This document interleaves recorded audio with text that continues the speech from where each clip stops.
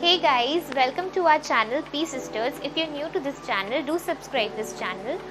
So guys, जैसे कि मैंने आपको बताया था कि मैं आपको बताऊंगी कि कैसे आपको साइकोलॉजी के साथ अपना करियर को प्रोसीड करना है और मैंने अपनी लाइफ में क्या क्या किया है जिससे मैं आज साइकोलॉजिस्ट बनी हूँ. I have completed my MSc in clinical and forensic psychology from Raja Bazar science college. So guys, psychology पढ़ना बहुत लोग चाहते हैं और वो समझते हैं कि साइकोलॉजी बहुत ज़्यादा इजी है. तो बिलीव मी गाइज, कोई भी पढ़ाई इजी नहीं होता.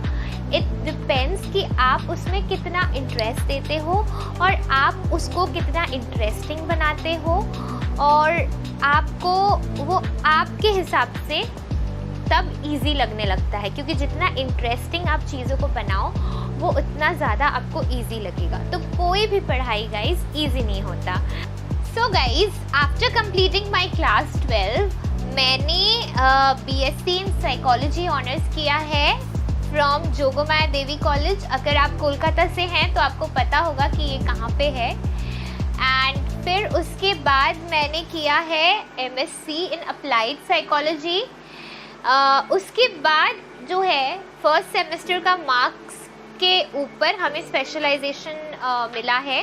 स्पेशलाइजेशन हमारा था वहाँ पे clinical and forensic psychology, second one was industrial psychology, industrial organisational psychology, third one was stress and counselling psychology. तो मैंने चूज़ किया था क्लिनिकल एंड फॉरेंसिक साइकोलॉजी जिसके सीट्स बहुत कम थे. वो ग्रुप A था और उसमें कुछ 17 या 16, मुझे ठीक से याद नहीं है अभी, 11 या ऐसा कुछ सीट्स था वहाँ पे. और हमारे 45 या 47 स्टूडेंट्स थे. उनमें से सिर्फ उतने लोगों को मिल सकता था. तो जिनका सबसे ज़्यादा मार्क्स था वो अपने प्रेफरेंस से अपना स्पेशलाइजेशन चूज़ कर सकते थे. तो मेरा मार्क्स ज़्यादा था तो मुझे स्पेशलाइजेशन मिल गया. उसके बाद अगर आप लोग एडमिशन लेना चाहते हैं आफ्टर योर क्लास 12 तो you can go for a lot of colleges. मैं आपको कुछ कॉलेजेस सजेस्ट कर देती हूँ, जैसे कि जयपुरिया कॉलेज है. फिर you can go for Lady Brabourne college, you can go for Ashutosh college, you can go for my college Jogmaya Devi college, you can go for Loreto college. All these colleges are there for psychology. उसके बाद अगर आप masters करना चाहें तो आप बाहर भी जा सकते हैं, बट मैं अपने होम टाउन से प्रेफर करी थी और मुझे मेरिट लिस्ट में मास्टर्स मिल गया था. मुझे कोई एंट्रेंस नहीं देना पड़ा. 2 तरीके होते हैं मास्टर्स में एडमिशन लेने के, एक मेरिट लिस्ट के बेसिस पे और एक एंट्रेंस के बेसिस पे. तो आपका मार्क्स अगर अच्छा हो तो मेरिट लिस्ट पे आपको एडमिशन मिल जाती है. तो मुझे अप्लाइड साइकोलॉजी में मेरिट लिस्ट के थ्रू से एडमिशन मिल गया था.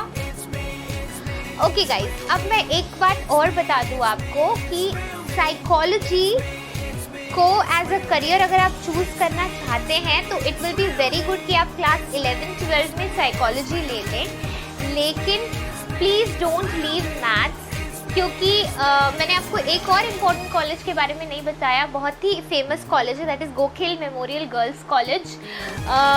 उस कॉलेज में अगर आप जाएंगे तो आपको मैथ्स का एक वो लोग पॉइंट देते हैं. अगर आपके पास मैथ्स नहीं है तो आपका पॉइंट लो हो जाता है. तो मैथ्स को प्लीज़ मत छोड़िएगा if you are a science student, क्योंकि मैंने BSc और MSc किया है.